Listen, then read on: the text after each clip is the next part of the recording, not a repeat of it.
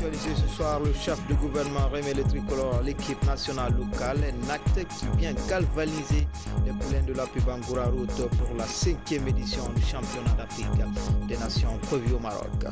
Et puis le ministre de l'Énergie et de l'Hydraulique sur le site du projet Swapiti, attendant sur le fleuve concourir, la direction du projet s'engage à donner un bel ouvrage aux Guinéens d'ici 2 ans. Enfin, sport foot avec la fin du côté de Mandiana du tournoi, côté du trophée professeur Alpha Condé. C'est une action des enseignants de la localité à travers le mouvement Alpha Vainqueur. Voilà pour le sommaire. Encore une fois, bonsoir à toutes et à tous. Bienvenue dans cette édition. L'équipe nationale locale a reçu ce matin le tricolore national. La remise a été faite par le chef du gouvernement. Un acte qui vient galvaniser l'esprit des poulains de l'AP Bangoura afin de hisser haut le drapeau national lors du championnat d'Afrique des Nations prévu cette année du 13 au 4 février 2018 au Maroc. Le point avec Adi Kamara, Kabasouma, Ousmane Kobele Keita. C'est la remise solennelle du drapeau national aux joueurs de l'équipe nationale B. Ces joueurs quittent bientôt Conakry pour participer au Maroc à la 5e édition du championnat d'Afrique des Nations, uniquement réservé aux joueurs locaux. L'objectif de la CAF avec le CHAN, il faut que nos joueurs le comprennent, entre parenthèses, est de créer de belles vitrines pour les footballeurs du championnat africain, pour donner une certaine valeur à notre championnat.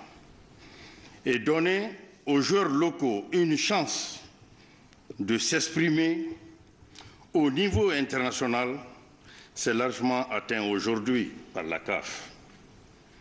Au Royaume du Maroc, le Sili national B sera à sa 3e participation et s'ira, nous le savons, avec la volonté légitime de gagner la coupe dans l'esprit du fair play, qui est l'éthique et la règle du sport. Cette remise est un devoir patriotique, un symbole de la souveraineté nationale autour du sport roi. Pour le ministre des Sports, de la Culture et du Patrimoine historique, cet acte devrait galvaniser l'énergie de nos joueurs afin d'honorer le pays en revenant avec la coupe. Cette équipe part au Maroc avec la 4e place conquise lors de l'édition du Rwanda en 2016. Je suis convaincu que cette équipe reviendra à Conakry au lendemain de la finale du 4 février avec la coupe.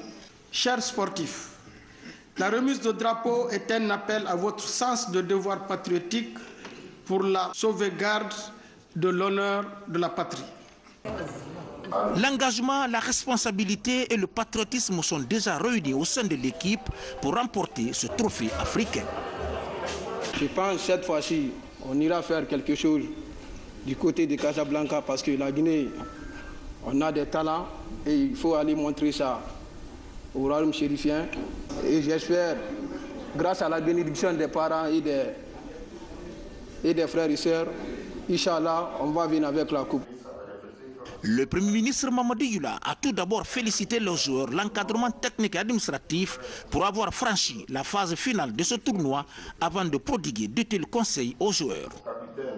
Je veux simplement vous dire de vous concentrer sur 3 choses qui doivent vous guider durant cette campagne.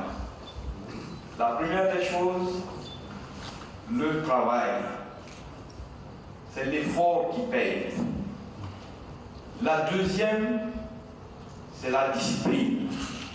Quand on est discipliné, organisé, on se donne plus de chance. Et enfin, représenter la Guinée, c'est l'honneur.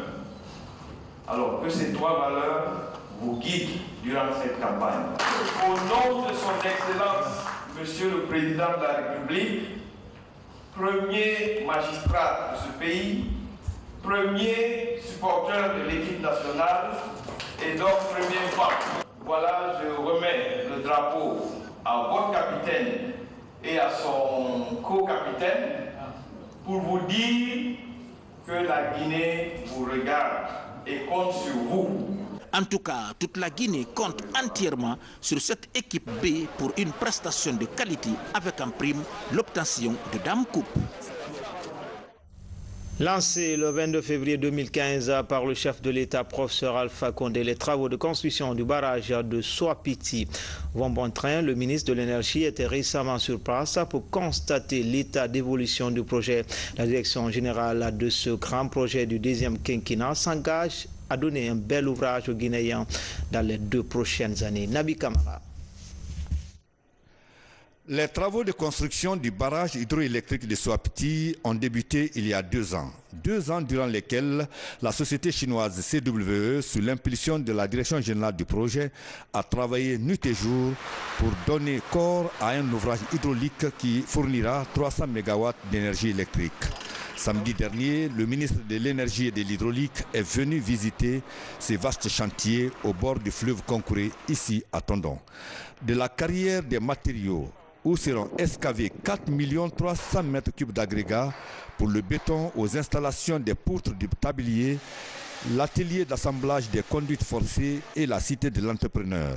Il a vu que la centrale de concassage d'une capacité de production finale de 1300 tonnes heure est fonctionnelle, tout comme les 2 centrales à béton d'une capacité de 530 m3 heure, mais également les 2 batteurs d'eau amont et aval qui permettent la dérivation de l'eau de son lit naturel. Nous venons de faire le tour du chantier sur 860 hectares de chantier, avec le barrage, avec tout l'arsenal indispensable pour pouvoir construire ce grand barrage, le barrage du siècle, le barrage du second mandat du président de la République. Ce que nous avons constaté, c'est un travail parfait qui se trouve ici. C'est rare en matière de construction de génie civil de se prononcer comme tel, mais ça dépend de ce que j'ai vu. Les avancements des travaux que nous voyons ici est très enseignant et très encourageant. A signalé que le ministre a vu également les 2 pertus de dérivation dans le corps du barrage. Dérivation pour laquelle les techniciens se sont servis d'un canal ouvert de 500 mètres de long et 100 mètres de large, plus un batteur d'eau de 800 mètres. Et puis, ce communiqué, le ministre d'État, ministre de la Sécurité et de la Protection civile, informe les candidats au concours de recrutement des agents et officiers de police et de protection civile que le lancement des épreuves écrites initialement prévu le mercredi 27 décembre 2017 est reporté à une date ultérieure. L'empoisonnement des retenues d'eau et de mer se poursuit ce soir. Nous vous proposons l'étape de Mamou. Dans cette préfecture, 2 sites ont été retenus pour ce projet présidentiel. Il s'agit des étangs de la station piscicole de Bafing-Tolo et le barrage Bafing. Tierno Maroufba, Ansoumantoumani Kamara. Venue de la Guinée forestière, cette pick-up transportant des alevins débarque sa cargaison ici à la station piscicole de Bafing-Tolo à Mamou. C'est au compte de l'initiative présidentielle pour la relance de la pisciculture et la promotion de l'emploi jeune. Dans ces 2 étangs de cette station piscicole, les étudiants mettent en pratique les connaissances théoriques reçues sur la pisciculture. La communauté bénéficiaire, elle, applaudit cette initiative du président de la République, une première dans son histoire. L'appui de la commune pour entretenir ces poissons, c'est de veiller au bassin d'où les poissons sont mis et éviter à ce qu'il y ait de bruit et éviter à ce que les gens pèsent avant le moment de retenir. Non loin de ces étangs, la retenue d'eau du barrage de Bafing dans la sous-préfecture de Tolo a aussi reçu une quantité importante d'alevins. Ce site, construit en 1954 et réhabilité en 2014, est aussi le lieu d'expérimentation de l'École nationale de l'agriculture et de l'élevage ENAE Tolo de Mamou. Une sensibilisation se fera dans les mosquées. Commencez par les femmes qui viennent laver au marigot, tout en les interdisant de ne pas le faire parce que ce n'est pas bon pour le poisson. Ça ne peut pas aller avec le savon. Et les enfants qui viennent se laver ici, il y aura une sensibilisation à la mosquée, à l'école. Et tout le monde sera au courant pour dire qu'ici, ce n'est plus comme avant. On doit prendre soin de nos poissons parce que ça, c'est dans l'intérêt de l'école et de la communauté. Remercier le professeur président Alpha Condé, remercier le ministère de la Pêche et de l'Aquaculture, le fait vraiment de nous apporter une quantité de poissons pour alimenter notre barrage. Cette initiative présidentielle bénéficie de l'appui financier de la Banque mondiale au compte du programme de productivité agricole en Afrique de l'Ouest, WAP, un programme initié par la CEDEAO. Les audiences dans l'affaire dite Madame Boiro se poursuivent au tribunal de première instance de Dixine, une affaire criminelle qui met en cause plus d'une dizaine de personnes. Le dossier remonte à 2012 en route banlieue de Conakry. Compte rendu d'audience, Tierno Younoussaba. L'affaire Madame Boiro, comme on l'appelle, la procédure connaît un début de procès avec la tenue des premières audiences au tribunal de Dixine. Dans la phase des débats, le principal présumé auteur, Mohamed Sankon alias Léoné, est interrogé. À la barre, 14 autres mises en cause sont attendues. Ils répondent des faits d'assassinat de Mme Aïssatou Boiro, ancienne directrice du Trésor public, et de l'informaticien Paul Temple Cole. Le crime remonte à 2012 lorsque les deux personnes tombent sous les balles d'une bande armée en banlieue de Conakry.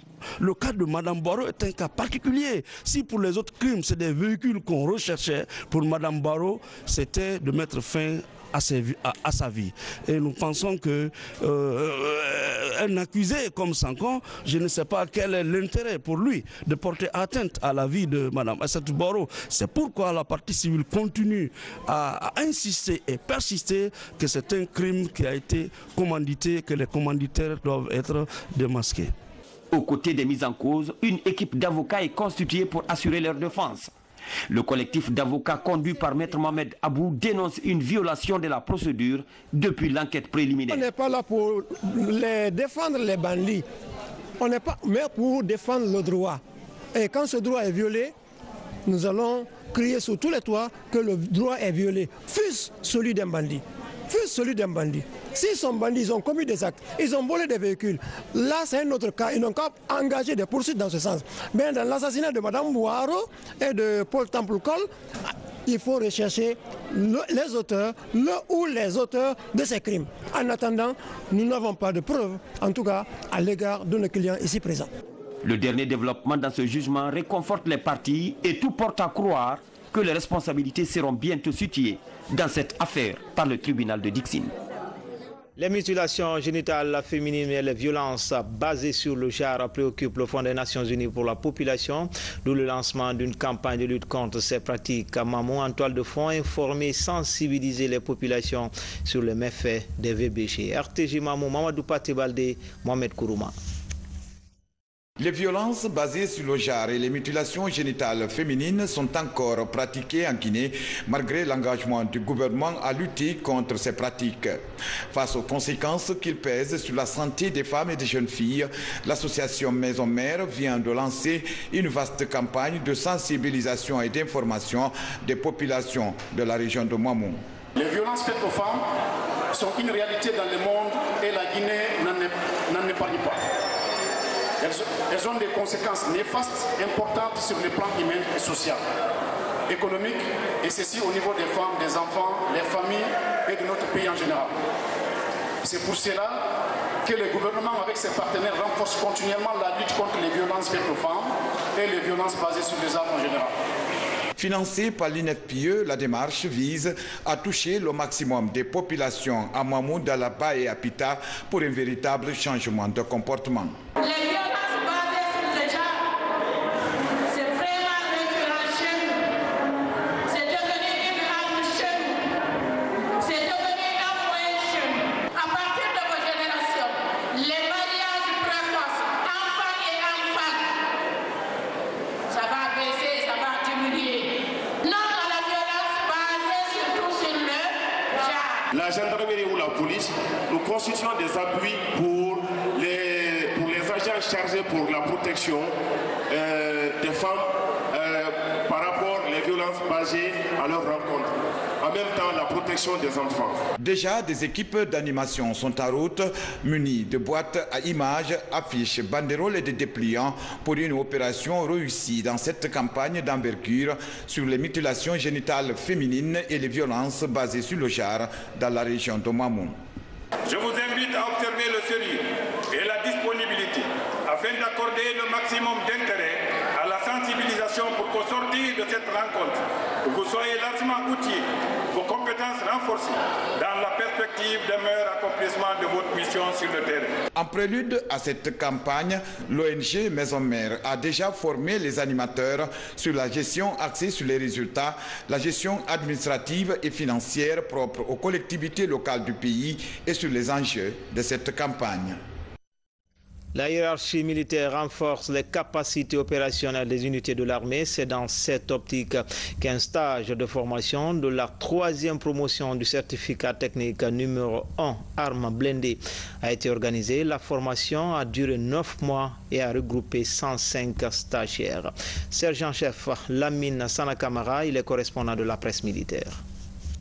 Le maillon central de la réforme du secteur de sécurité est la formation, car elle a permis à l'armée guinéenne de retrouver sa place sur l'échiquier international. C'est pourquoi la hiérarchie militaire met les bouchées doubles pour la qualification de l'armée.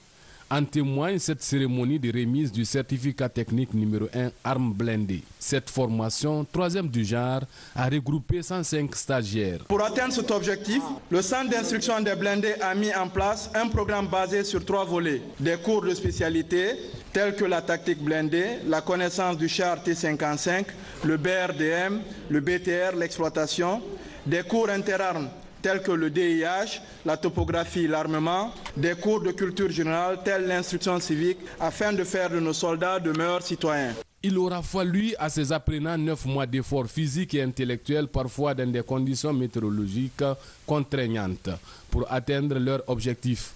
Des efforts magnifiés par le commandant du bataillon spécial des blindés. Il a invité ses stagiaires à pérenniser les connaissances acquises au cours de ce stage dans leurs unités respectives.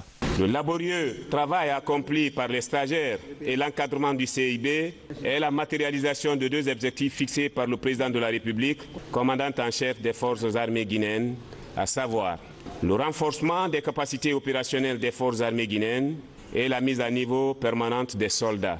C'est pourquoi je voudrais profiter du moment pour remercier sincèrement la haute hiérarchie militaire qui donne corps à la réforme sectorielle de la défense. Aussi, le choix du BSB pour la formation des stagiaires est une marque d'estime pour laquelle je vous témoigne toute ma reconnaissance. Les connaissances acquises par ces récipiendaires leur permettent de devenir chefs d'équipage. Le centre d'instruction des blindés, depuis sa création, a formé 62 stagiaires en formation initiale armes blindées et cavalerie, 152 stagiaires du niveau chef d'équipage et 302 sous-officiers d'actifs du niveau CT2, ce qui fait un total de 516 stagiaires formés à nos jours.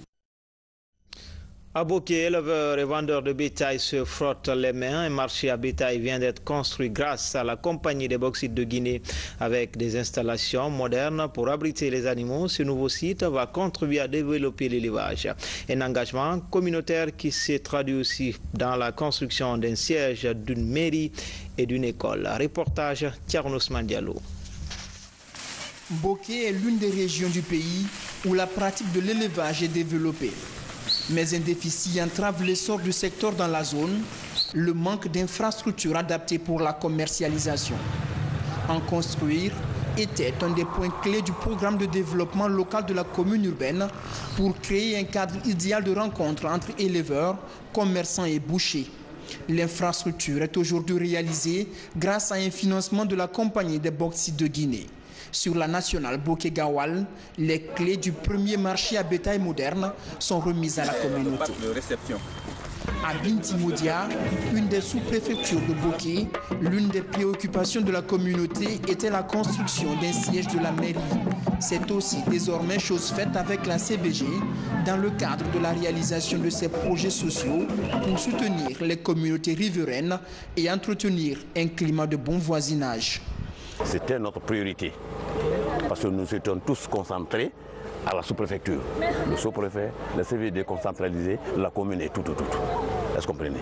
La décentralisation, vraiment, c'est un plus. La meilleure façon de travailler, c'est de travailler dans la quiétude, c'est de travailler dans la paix sociale. Si vous voyez que la CBG a réussi à faire un bijou comme ça, c'est parce qu'il y a la quiétude. Comme on dit, l'argent a horreur du bruit. Tout ce que nous demandons en contrepartie à la communauté, c'est la stabilité, c'est la paix sociale. Nous ne pouvons rien faire quand il y a de l'instabilité. Ce que la CBG demande à la communauté, c'est une cohabitation parfaite, pacifique.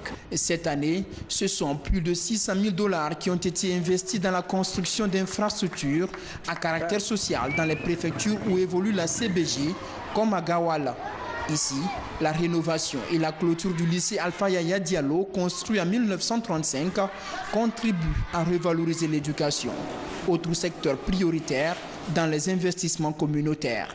À Maouba, un district de Wendumbo, c'est une école qui est construite.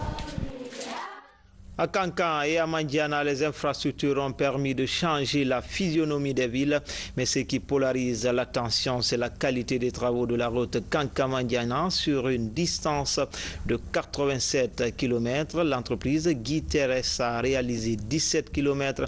La qualité du travail réjouit les population qui souhaite voir la fin de ce vaste chantier de désenclavement lancé par le chef de l'État. Notre reporter Isidore Gonounanamou de Tunkarata séjourne dans la région. Voici son constat.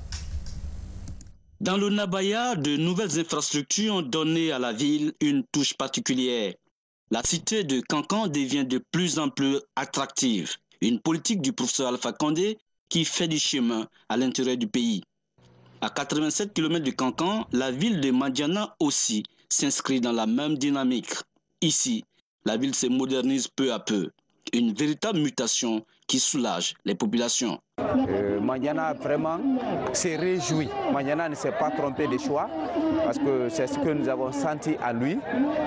Toute la population se résigne derrière lui par rapport réellement à ses idées, à ses investissements, vraiment à ses bonnes initiatives pour le développement économique et social de ce pays.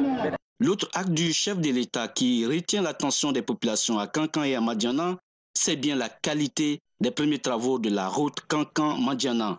Pour l'heure, seulement 18 sur les 87 km sont bitumés. Réalisés avec professionnalisme par l'entreprise Guité, cette petite partie de la route parle et fait parler d'elle. Avant l'avènement de la Troisième République, cette route était impraticable pendant l'hivernage. Nous remercions le chef de l'État pour ce qui est fait, car on n'est plus dans la boue. Des Kankan à Sanfina où s'arrêtent les premières prouesses de l'entreprise Guité sur ce tronçon, le voyageur est plus que jamais à l'aise. Mais après les 18 km, le reste du trajet est un véritable calvaire. Ce goudron est un grand soulagement pour nous les usagers. Tout ce que nous souhaitons, c'est de voir la partie poussiéreuse se réaliser comme les 18 km bitumés. Satisfaites de ces actions de désenclavement posées par le chef de l'État, les populations de Mandiana et de Kankan espèrent voir dans un bref délai l'entreprise Guité reprendre les travaux de cette route nationale et régionale pour le grand bonheur des usagers. On reste dans la région pour parler de sport foot avec la fin du tournoi doté du trophée professeur Alpha Condé du côté de Mandiana. C'est une initiative du corps enseignant de la localité à travers le mouvement Alpha Vainqueur. La finale de la compétition s'est jouée le week-end dernier en présence du ministre de l'Éducation nationale. Explication Abdul Karim Kamara. Mandiana affiche un nouveau visage. Depuis près de 2 ans, des infrastructures sociales de base y poussent comme des champignons. La ville en a bénéficié 14 à l'occasion des fêtes tournantes de l'indépendance. Une reconnaissance que témoignent les enseignants de la préfecture à l'égard de la Troisième République. Par l'organisation d'un tournoi de football, le mouvement Alpha le Vainqueur donne le ton de ce témoignage.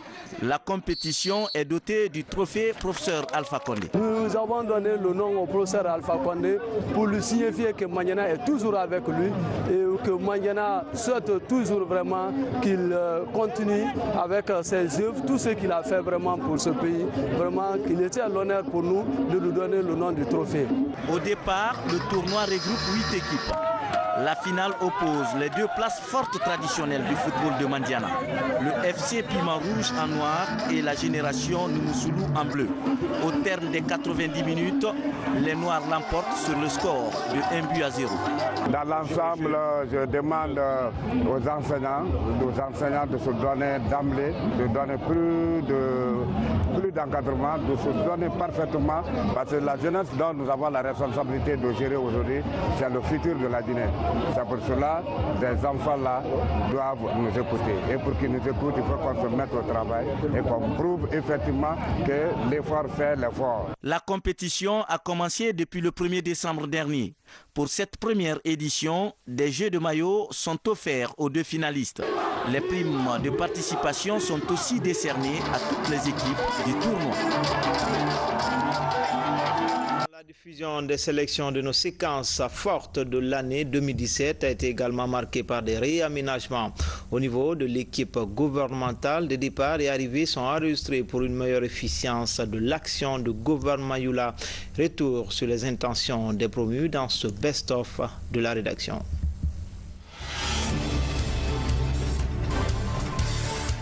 Après 3 années passées à la tête du département de la fonction publique, le ministre Sékou Kourouma n'a pas fait l'économie de son bilan.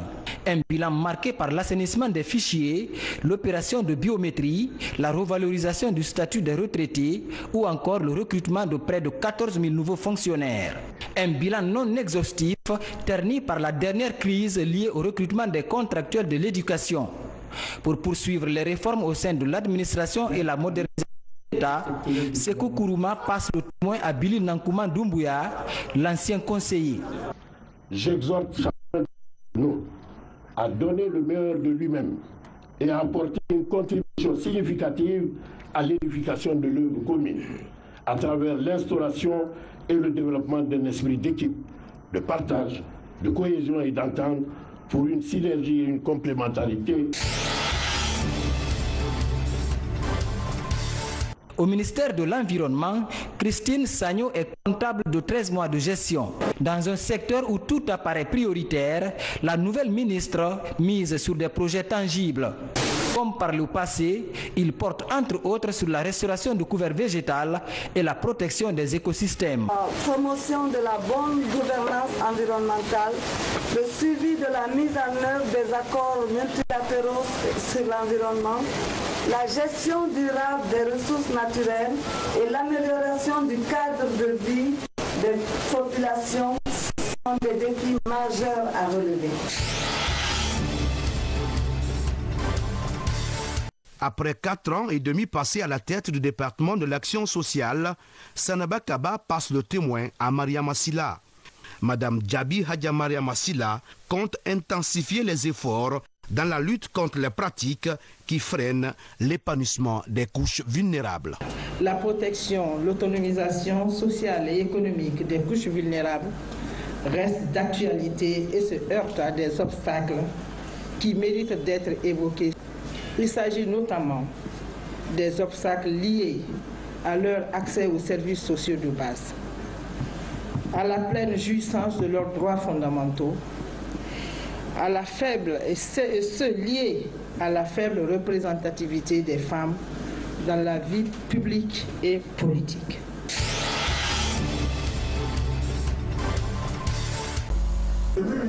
Ibrahim Khalil Konaté vient à la tête de ce département à un moment où le secteur traverse une crise. Une crise liée à la grève des enseignants qui a paralysé le système éducatif guinéen pendant plus de 3 semaines. Je m'emploierai de tout mon vœu à faire de notre système éducatif un modèle de réussite et d'inspiration. Pour ce faire, je prendrai en compte la demande sociale de toutes les couches laborieuses de mon pays.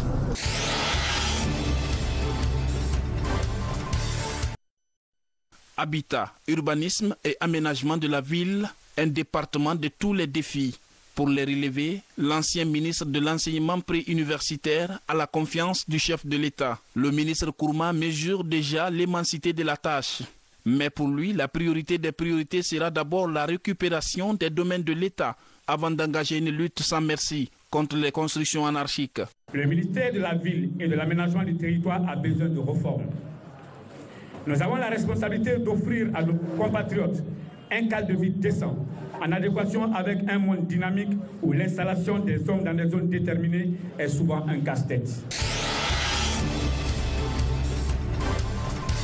Désormais à la tête de la diplomatie guinéenne, Mamadi Touré, ce diplomate de carrière, remplace Adjama Kale Camara à ce poste depuis 20 mois. Le nouveau ministre Mamadi Touré entend ainsi poursuivre la dynamique impulsée par le chef de l'État, professeur Alpha Condé, à la diplomatie guinéenne. Je m'emploierai avec vigueur, rigueur, honneur et intégrité dans mes nouvelles fonctions à opérer le renouveau nécessaire de notre diplomatie en vue de mériter d'abord cette nomination et ensuite de conforter le retour effectif de la Guinée sur l'échiquier international. Après 20 mois à la tête du département des sports et de la culture, Siaka Bari a passé le témoin ce jeudi à Sanusi Bantamasso. Le ministre entrant, Sanusi Bantamasso, qui était jusque-là le ministre conseiller du chef de l'État, a demandé d'accorder 1 minute de silence aux victimes de l'éboulement de Dar Salam, un événement qui s'est produit au même moment que sa nomination. Bantamasso a ensuite remercié le chef de l'État, le professeur Alpha Condé, pour la confiance renouvelée en sa personne pour diriger les destinées du sport et de la culture guinéenne. Je m'engage à lui renouveler ma fidélité et ma constance. Je voudrais mériter cette confiance renouvelée pour diriger ce département comme des stratégies de la vie sportive, culturelle, sociopolitique, économique de notre pays. Jour pour jour, 44 mois se sont écoulés depuis la nomination en 2014 de Jacqueline Marthe Sultan à la tête du département stratégique de l'agriculture. Cumulativement à son poste de ministre d'État, secrétaire général de la présidence de la République, Nabi Youssouf Kiridi Bangoura assume aussi la fonction de ministre de l'Agriculture par intérim. Rattaché à la présidence, la coordination des actions de sécurité alimentaire est à la croisée des chemins. Nous sommes à 3 mois de la fin de l'année budgétaire. L'effort doit être concentré sur la clôture de la campagne agricole, la préparation des récoltes et l'organisation de la journée agricole, programmée par M. le Président de la République.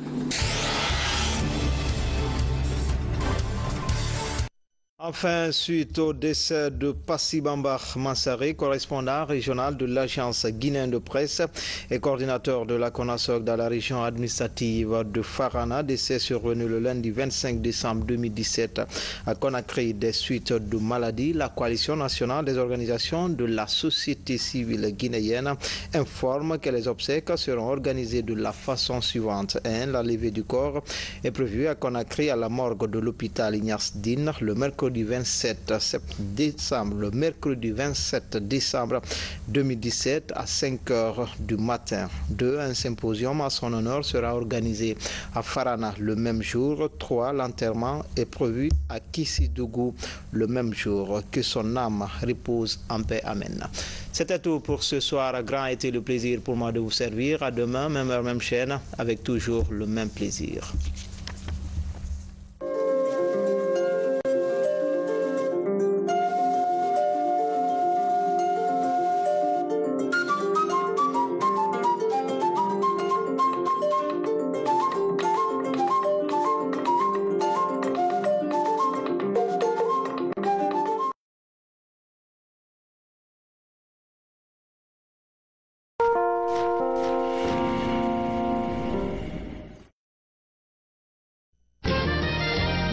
Lipco innove, améliore ses produits. La génération de consommateurs avisés est une grande inspiration pour Lipco. Pour vous satisfaire, Lipco dispose d'une gamme riche et variée de produits correspondant à vos besoins et modes de vie. Lipco dispose dans sa galerie des meubles de bureau, des tables, des coffres-forts, des meubles de maison importés mais aussi fabriqués en Guinée. Tables à manger, des lits de toutes catégories, des appareils électroménagers, des frigidaires, des congélateurs, des écrans plats à 3 dimensions et d'autres types d'appareils, des literies, des articles de décoration